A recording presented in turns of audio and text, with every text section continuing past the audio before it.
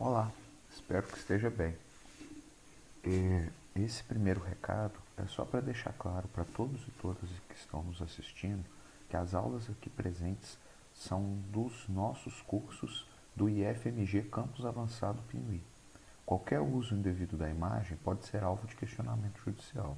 Então, dessa forma, assista, não tem problema algum em assistir, em aprender e compartilhar o conhecimento, mas nada de utilização das imagens sem autorização prévia dos responsáveis, seja o professor, seja o Instituto Federal de Minas Gerais, Campus Avançado Pinuí. Beleza? A gente se vê ao longo desse curso e espero que seja proveitoso para todo mundo. Então, espero que estejam bem. Estamos aqui dando continuidade à nossa matéria. Agora, nessa quinzena, além do reino protista, a gente vai rever o reino fungi, né? Ou reino fungo, reino dos fungos, que é onde a gente vai comentar bastante, porque existem questões que costumam cair em exames externos que tratam sobre o reino dos fungos. Nós vamos dar um destaque muito grande aos ciclos reprodutivos, que variam de acordo com a variedade específica que a gente tem nesse reino, beleza? Então vamos ter atenção para a gente fazer uma boa revisão antes da gente começar a entrar nas novas matérias, né, desse ensino remoto. Então, né, o reino fungi, o reino dos fungos, tem como indivíduo mais famoso os cogumelos. Aqui um cogumelo de chapéu vermelho, aqui uma orelha de pau, né, que são alguns dos mais famosos indivíduos que se tem. Durante muito tempo, houve um grande debate se os fungos eram animais ou se eram plantas. E nós vamos ver um quadro comparativo que apresenta as funções dos fungos comparado tanto a animais como a plantas, né? Então, primeiro vamos às características gerais dos fungos. Aqui um que é usado muito em pizza, em estrogonofe, que é o champignon, né? Um fungo bem famoso. Primeira característica óbvia é um reino eucarionte, né? O reino dos fungos, assim como o reino protista que a gente já estudou, também é formado por seres vivos eucariontes. A segunda característica importante é que eles são heterótrofos por absorção. Então, os fungos eles vão se alimentar de uma forma absortiva. Então, a absorção é a metodologia de alimentação das espécies desse grupo, né? Desse reino que é o reino fungi. Eles podem ser fungos tanto unicelulares como pluricelulares ou multicelulares. Então nós vamos ver uma diferença importante se comparado aos protistas, né? Quando a gente tinha basicamente organismos unicelulares, e agora nós temos organismos multicelulares, igual essa imagem mesmo do champignon que a gente está vendo. Bom, outra característica muito importante, isso aqui cai. Os fungos não possuem tecidos verdadeiros. Então tem que ter muita atenção para não confundir isso, viu? Não tem tecido. Isso não é característica dos fungos. Bom, e por consequência eles têm a parede celular de quitina, que é diferente tanto de animais quanto também de plantas. Quitina é o material da nossa unha.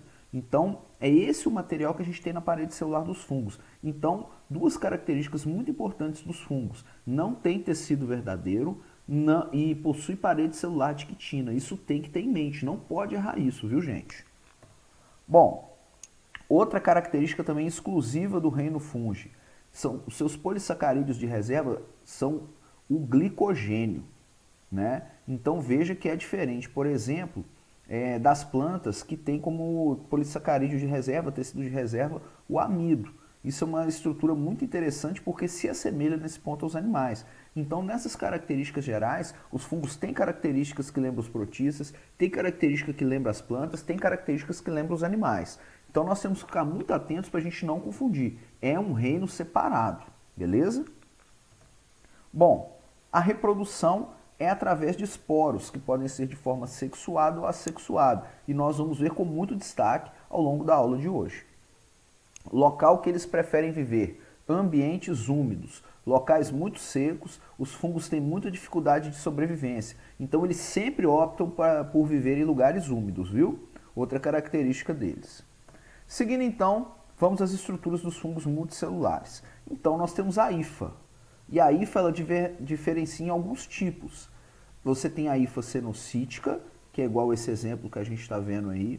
E nós temos também a hifa septada, cheia de septos. Veja que tem uma diferença aqui, ó. Olha um septozinho aqui e aqui é tudo corrente. Então as hifas, que são estruturas que formam os fungos, podem ser de dois tipos. As hifas ainda têm uma relação com o micélio, e o micélio também tem outros tipos. O micélio aéreo reprodutivo e o micélio vegetativo. Vamos ver aqui na imagem desse cogumelo, nesse cogumelo de chapéu vermelho. Então, o micélio, que é esse conjunto de hifas, ele acontece aqui, ó. Aqui é o micélio aéreo reprodutivo na parte de cima e nós temos aqui as hifas na parte de baixo, que inclusive ajudam na fixação desse fungo ao solo. É onde a gente tem o micélio vegetativo, que é imenso e ajuda na absorção. Então, repetindo, as hifas podem ser cenocíticas ou septadas e esse conjunto de hifas que formam o micélio tem os micélios do tipo aéreo reprodutivo e o micélio do tipo vegetativo. Então essa é basicamente a estrutura dos fungos multicelulares. Importante ficar atento a isso, viu? Bom, seguindo então, vamos para a reprodução assexuada e a digestão. Então nós temos na reprodução assexuada os esporos. Aqui a gente consegue ver uma estrutura, né? Estrutura de um fungo, mais uma vez um cogumelo, então temos o esporo. O esporo foi, o que aconteceu? Deu origem ao novo indivíduo, a um novo fungo, a um novo cogumelozinho. A digestão é extracorpórea, então ele libera esses fluidos do corpo e depois faz a absorção. Esses fluidos que saem seria uma estrutura mais ou menos, se a gente fizesse uma comparação a grosso modo, tipo se ele vomitasse e aquilo que o vômito derrete ele chupa de volta. É mais ou menos isso que a gente está vendo acontecer com os fungos. Então a sua digestão é extracorporal. Acontece a digestão, ele libera as enzimas, digere, ele chupa de volta, puxa aquilo ali através da absorção. Beleza?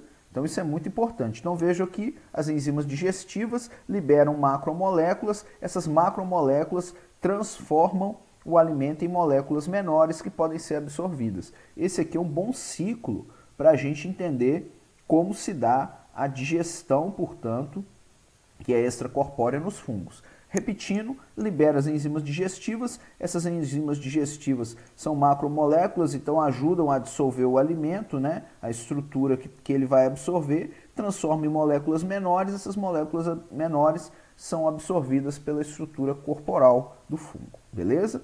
Então, reprodução assexuada muito fácil, através dos esporos, e a digestão é extracorpórea, igual a gente está vendo aqui, também sem muito mistério, beleza? Então vamos lá. Comparando fungo com planta e animal. Muita atenção nessa tabela que a gente trouxe aqui. Essa tabela é muito legal para ver as diferenças que a gente tem, né? As diferenças que acontecem entre cada um desses grupos. Então temos as plantas, temos fungos e temos animais. Então vamos lá. Quando a gente pega então, são heterótrofos, uma característica que os fungos e animais possuem. Plantas, todo mundo sabe, é autótrofo. Logo a gente vai estar estudando as plantas, que vai ser a nossa próxima matéria. Vamos estudar de maneira profunda e vamos rever, inclusive, a parte que nós vimos de histologia vegetal, que vai ser muito importante. As plantas e os fungos possuem parede celular. É importante lembrar, quando a gente estudou ano passado a célula, em especial a célula animal, nós vimos que os animais possuem membrana nuclear e membrana celular. Aquela parede celular espessa não é uma característica que as células animais possuem. É uma característica das células vegetais e das células fúngicas, né? Então veja que mais uma vez a gente tem característica dos fungos junto com animais e junto com plantas. Quando a gente pega o polissacarídeo de reserva, glicogênio, mais uma vez os fungos se assemelham com animais, porque as plantas possuem como polissacarídeo de reserva o amido. Então a gente consegue perceber mais uma diferença que se tem. Agora vai outra semelhança com as plantas e diferença com os animais, produção de esporos. Então a gente consegue ver que os fungos têm características tanto de animais como plantas, apesar deles ficarem basicamente parados, né? Eles não se movem. Então durante muito tempo ao longo da história da ciência, muita gente achou que fungo era planta. E nós estamos vendo aqui nesse slide simples que não tem nada a ver, nada a ver. As características dos fungos são únicas e são características que inclusive evolutivamente mostram características similares a plantas, características similares a animais. Então dentro da estrutura evolutiva o fungo tem uma estrutura própria de evolução, né? Que mostra que ele não tem semelhança imediata nem com planta e nem com animal, é uma coisa totalmente diferente. Outra característica óbvia, não possui clorofila. Os fungos não são verdes, né? Como as plantas. Então a gente consegue perceber característica de planta, a gente consegue perceber característica de animais que no fundo mostram que os fungos têm uma característica própria. Por isso eles são um reino à parte entre as plantas e entre os animais. Beleza? Espero que tenha ficado muito claro isso daqui. Se não ficou, pausa o vídeo, dá uma conferida. Isso é muito importante saber essas características gerais aqui dos fungos. Esse tipo de comparação cai, tem que saber. Reprodução assexuada. Então vamos lá para a reprodução assexuada. O primeiro tipo que a gente tem é a fragmentação. A gente tem o brotamento e a gente tem a esporulação. Lembrando que estamos falando da reprodução assexuada. Então vamos lá. A gente tem então o micélio na fragmentação. O micélio de um fungo multicelular vai se dividir em fragmentos. Cada um forma um novo fungo. Então fragmentou, deu origem a um novo fungo. O brotamento, sai um brotinho, igual no caso da levedura e do levedo. Sai um brotinho, forma tipo um dedinho, cai, né? Cadê aqui? Sai daqui, cai, dá origem a um novo indivíduo. Então, na reprodução assexuada, nós temos a fragmentação, o brotamento e a esporulação, que é a formação por mitose de esporos, que são esporos assexuados, né? Então, nós estamos vendo aqui 3 tipos diferentes de reprodução assexuada. Aqui um exemplozinho de esporulação, ó, a hifa. A hifa, daqui a pouco nós vamos estudar os grupos, né? Vai ficar mais fácil de entender. A hifa e tem o esporângio liberando os esporos que vão cair e por esporulação dá origem a um novo fungo, né? Isso aqui é uma característica que se tem quando a gente tem a formação de esporos. Então veja bem que nós temos 3 tipos diferentes de reprodução assexuada, que precisam ficar muito claros. Aqui uma imagem microscópica, né? Que a gente tem da esporulação. Então agora nós falamos da reprodução assexuada, vimos os 3 tipos. Agora vamos falar da reprodução sexuada dos fungos. Então na reprodução sexuada, galera, agora tem que ter atenção. Tem que ter atenção porque é ciclo. Então vamos lá. Nós temos aqui, deixa eu pegar minha setinha, as hifas férteis, né? As hifas nas quais ocorre a fecundação. Então aconteceu a fecundação. Pá, fecundação, o zigoto 2N, né? Aquilo que a gente já está acostumado. Ocorre a meiose, gera um esporo. O esporo está lá, germinou, desenvolveu, você tem uma hifa monocariótica, com só N, e outra hifa monocariótica, também N. Aí tem fusão das hifas. Então essas hifas se tornam dicarióticas. Do que elas se tornam dicarióticas, você tem então um corpo de frutificação, atenção, em ascomicetos e basidiomicetos, que são os 2 grupos mais evoluídos dos fungos. Os basidiomicetos é o grupo dos cogumelos, tá? Para ficar claro para todo mundo entender. E aí sobe o corpo de frutificação. Esse corpo de frutificação tem hifas férteis, onde vai acontecer a fecundação, e aí sai 2N, acontece então a meiose, dá origem ao esporo N, e repete todo o ciclo acontecendo. Então veja, a reprodução sexuada dos fungos tem fase 2N, aqui de roxo, e tem fase N, aqui de azul.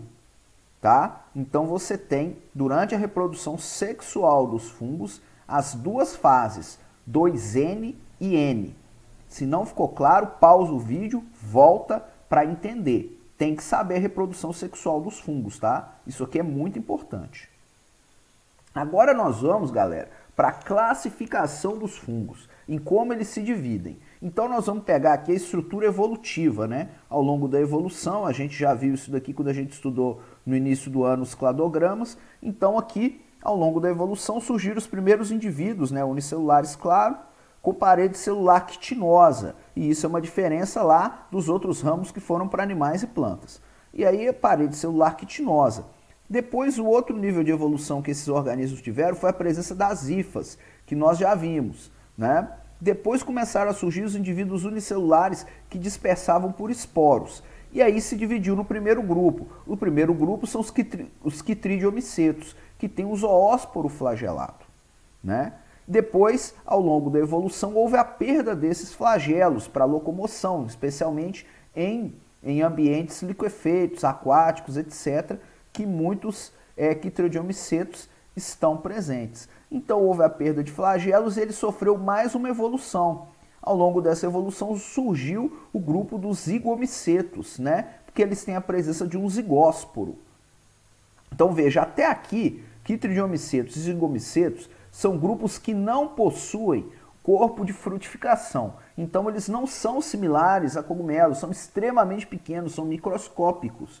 Então, só a partir daqui, ao longo da evolução, quando surgiram os primeiros corpos de frutificação, que foi ao longo da evolução, quando já existiam quitridiomicetos, já existiam zigomicetos, então a estrutura anterior evolutiva aqui foi evoluindo, criou o corpo de frutificação e teve mais uma diferenciação. A diferenciação que gerou os ascomicetos, né? Os ascomicota, que tem ascóporos, que é a característica dos ascomicetos. Nós vamos estudar eles com calma, cada um desses grupos já, que aí vai facilitar o entendimento de você, certo?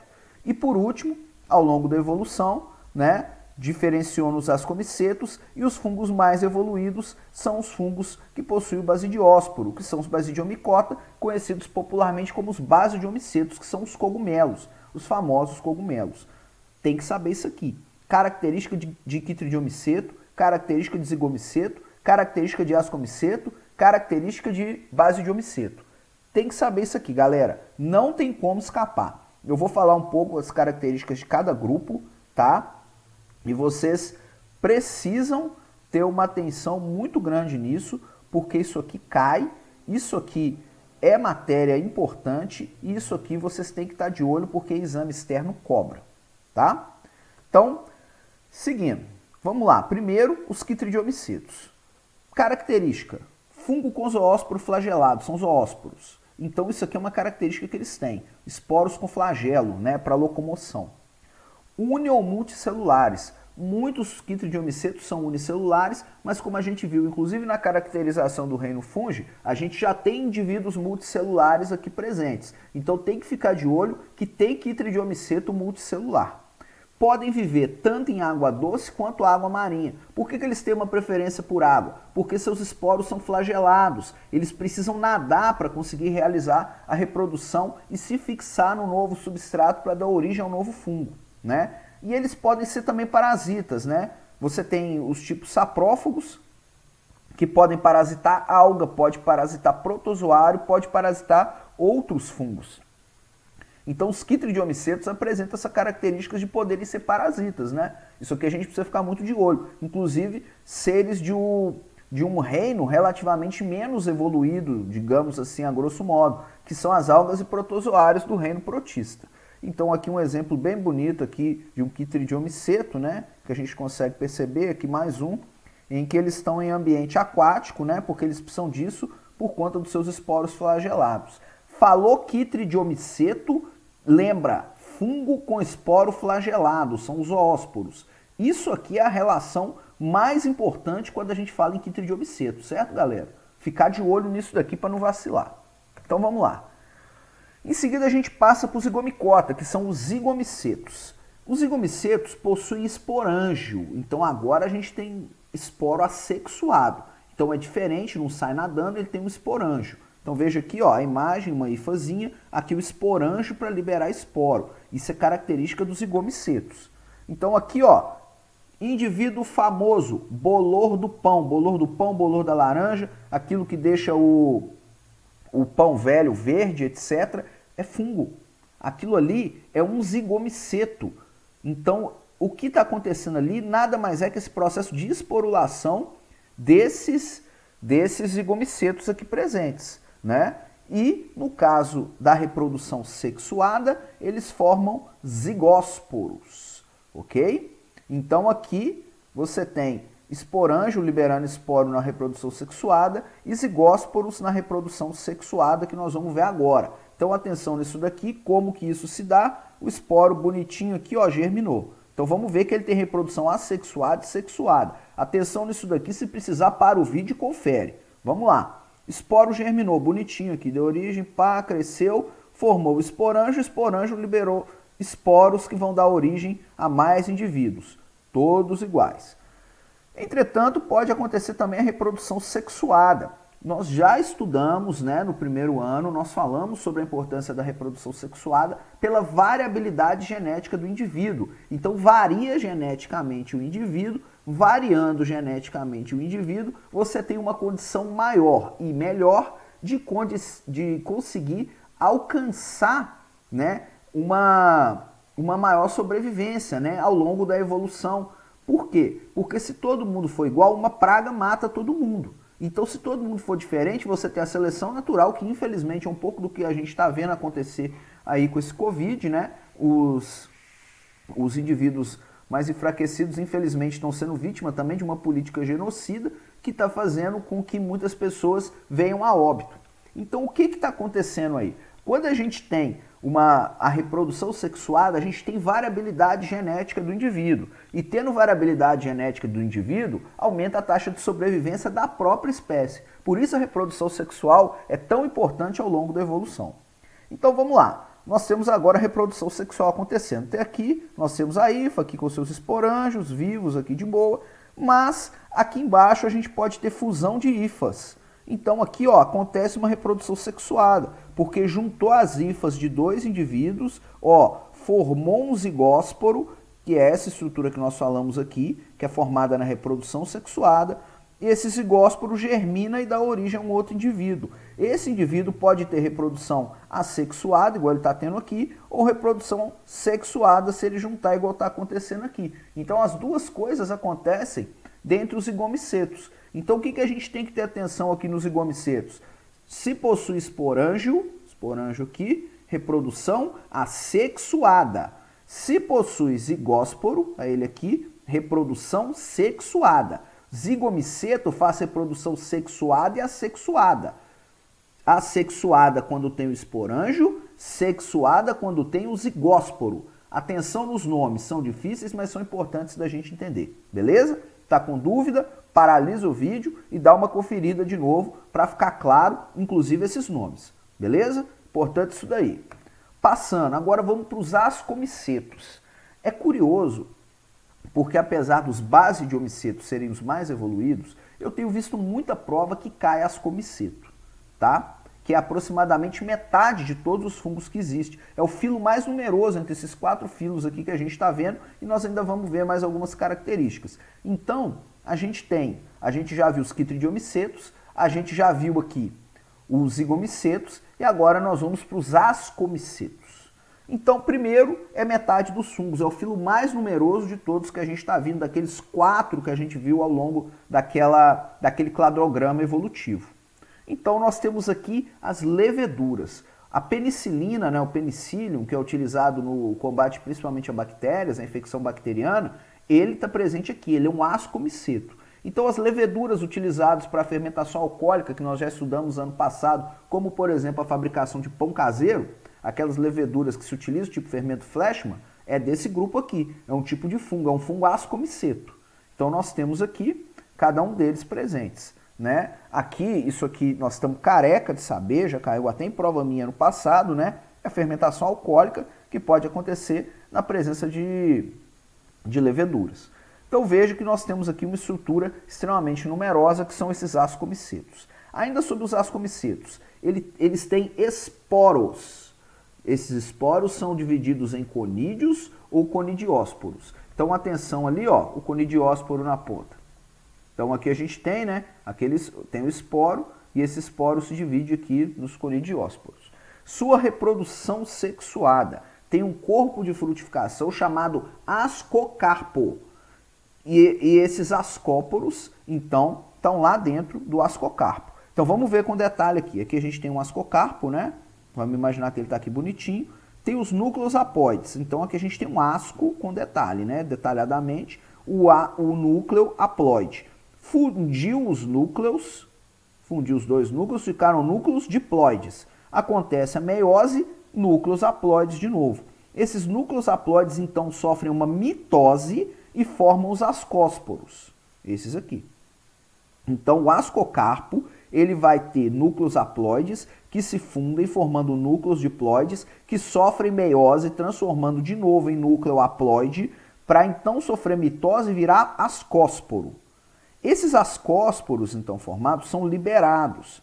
Na hora que eles são liberados, eles chegam, germinam e formam hifas. Essas hifas se fundem, né?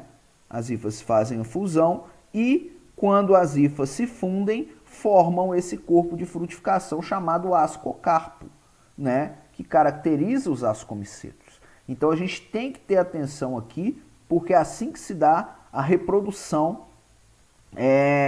desse fungo. Então, muita atenção, se não tiver ficado claro, paralisa, repete, confere. Tem que saber esse ciclo reprodutivo. Aqui nos fungos, o que nós mais estamos dando ênfase é diferença entre os filos, ciclo reprodutivo. Isso tem caído. Atenção nisso daí, beleza? Então, seguindo. Agora nós temos o grupo mais famoso, que é os basidiomicetos, né, os basidiomicota, que é o grupo dos cogumelos. Né? São famosos, são os mais bonitinhos, é o filo mais conhecido. Tem cogumelo orelha de pau, aqui o orelha de pau presente, né? Em sua maioria são venenosos, então os que podem ser utilizados para alimentação são grande minoria, né? Aqui eu vou comentar um pouco também sobre características desses cogumelos, que muitos são perigosos, então os cogumelos têm uma relação com a cor, quanto mais forte a cor, mais venenoso é o cogumelo, né? A gente tem também os cogumelos de chapéu, que são aqueles clássicos iguais, aqui já é reprodução, aqueles clássicos, né, que o pessoal vê o desenho, igual aquele de chapéu vermelho que a gente viu no início da aula. Os cogumelos, eles podem ser utilizados também como para delírio, né, como forma de droga para a pessoa ter efeitos parecidos com o LSD, né. Então a gente tem o uso desses cogumelos, né, do grupo das psilocibinas, os psilocybes são uns dos que são utilizados e, se mal utilizados, podem até levar à morte. Então, o uso de cogumelos para alimentação tem que ser apenas dos cogumelos que já são preparados para tal, tipo champignon, por exemplo, entre outros, né? Então, eles podem ser utilizados na alimentação, mas podem ser utilizados também como droga e podem até levar à morte. A alimentação com fungos, em sua maioria, causa morte por envenenamento se não for atendida a tempo. Então, os basidiomicetos precisam ser observados com muita calma. Se for um fungo de cor forte, vermelho, amarelo, laranja, azul claro, existe cogumelo azul claro, passa longe porque é venenoso. Então, tem chance de contaminação se for ingerido. Beleza? Então, vamos falar da reprodução sexuada dos basidiomicetos, dos basidiomicota. O corpo de frutificação é o basidiocarpo. Nós já vimos isso daí. E formam os basidiósporos. Como que acontece aqui a reprodução, então, dos basidiomicetos? Vamos lá com atenção. Então, nós temos o basidiocarpo. O basidiocarpo, então, a gente tem aqui, ó, o basidio em detalhes, os núcleos haploides. Fusão de núcleos. Isso aqui nós já vimos que lembra, porque os ascomicetos acontece uma situação parecida. Então, formou, então, os núcleos haploides se fundem, formou um núcleo diploide. Esse núcleo diploide sofre meiose, sofreu meiose, formou os núcleos haploides. Esses núcleos haploides migram para a extremidade do basídio, então fica um monte deles aqui, ó, em volta do chapéu do cogumelo. E esses basidiósporos, então, são liberados, eles caem na natureza e se encontram um local adequado, como, por exemplo, uma árvore em estado de putrefação, um vegetal antigo, né? Então esses basidiósporos começam a crescer, porque a gente já viu a alimentação deles se dá por absorção, mas a absorção principalmente de materiais em decomposição. Então os fungos têm uma importância ecológica muito grande para a renovação do meio ambiente. Locais muito úmidos possuem muitos fungos, porque eles estão ali o tempo todo fazendo essa ciclagem de nutrientes. Eles têm uma importância muito grande para tal. Então a gente tem a liberação desses basidiósporos. Esses basidiósporos, então, vão lá, felizes da vida, caem, germinam e formam hifas. As hifas se fundem e aí, a partir da fusão das hifas, tem o corpo de frutificação do basidiocarpo, que é o cogumelo.